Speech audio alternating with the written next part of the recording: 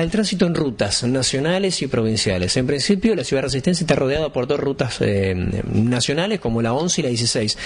Considerando la cantidad de vehículos que los fines de semana transitan por allí, entre vehículos de tránsito pesado, liviano, motos, vehículos, automotores, ¿cómo va evolucionando la cantidad de accidentes o siniestros que se han generado en las rutas en los últimos meses? Bueno, nosotros tenemos, Policía Caminera cuentan con distintos móviles que hacen patrullaje, sobre todo en lo que es la autovía y también la ruta 11, en sus diferentes tramos que pasan y atraviesan lo que es la ruta y en este sector de la zona geográfica de Gran Resistencia.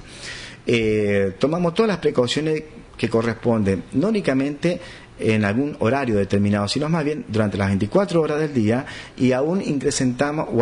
o en todo caso ponemos énfasis más aún en aquellos días donde las condiciones climatológicas lo ameritan de esa forma.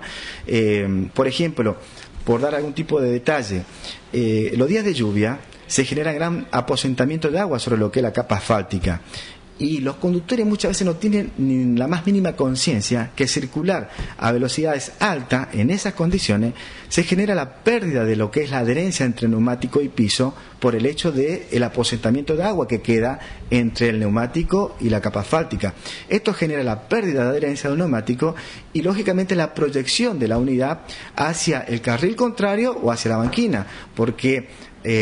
al no haber adherencia se produce lo que se denomina el hidroplaneo, es decir, planear como consecuencia del agua que existe en la capa asfáltica.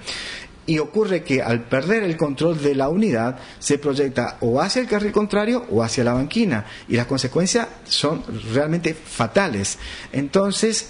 una de nuestras prioridades es justamente poner énfasis en este tipo de situaciones los días de lluvia. Los días de neblina también es una causa determinante la visibilidad en los accidentes de tránsito. Entonces, cuando la neblina es muy densa, nuestros patrulleros ya están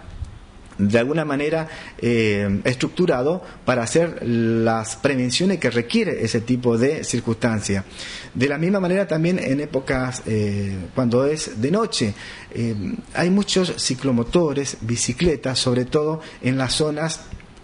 rurales, que el lugareño no tiene conciencia de lo que es circular sin ningún tipo de iluminación en la ruta. De hecho, hace poco hemos tenido un accidente fatal donde un ómnibus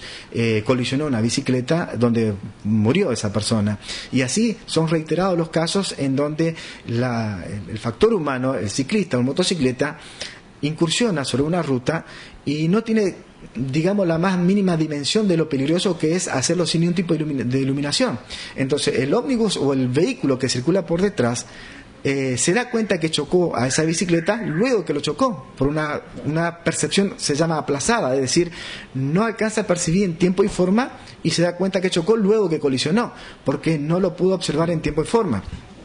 Entonces, toda esta cuestión, volvemos nuevamente al tema de la concientización. Ahora bien, en lo que es la parte de la zona urbana de Gran Resistencia, estos tipos de controles dan resultado. De hecho, se ve reflejado no por una cuestión de una opinión de mi parte en este aspecto, sino más bien por una cuestión de estadística, que es el fiel reflejo de la realidad. Contamos con estadística, tenemos cuáles son los lugares de mayor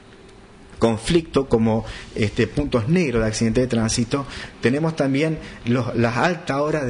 o digamos los horarios donde mayor accidentes se producen, y todo este tipo de antecedentes, todo este tipo de información nosotros los procesamos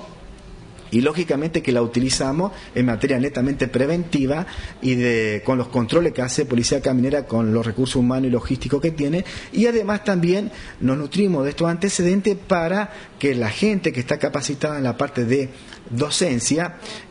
pueda, o al menos al concurrir a distintas escuelas, ya sea a niveles primarios, secundarios o donde le toque disertar, se nutra de datos reales y genere la concientización a través de una disertación que no pasa simplemente por lo que nos dicen una legislación o un manual de accidentología, sino ir más allá por lo que nos dice la realidad, lo que cada día estamos observando y de las cuales somos víctimas segundo a segundo en esta región.